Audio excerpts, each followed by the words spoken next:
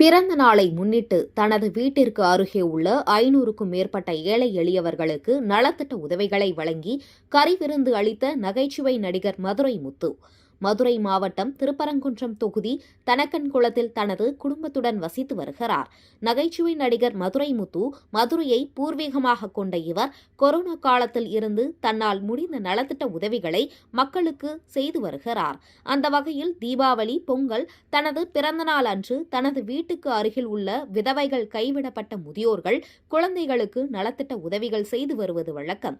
அந்த வகையில் இந்த வருடம் தனது பிறந்தநாளை முன்னிட்டு நலத்திட்ட உதவிகள் ஏற்பாடு செய்திருந்தார்.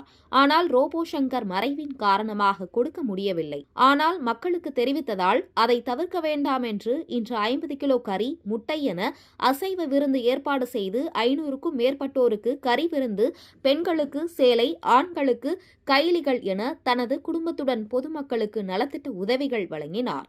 முன்னதாக அவர்களுடன் கேக் வெட்டி தனது பிறந்த நாளை கொண்டாடினர்.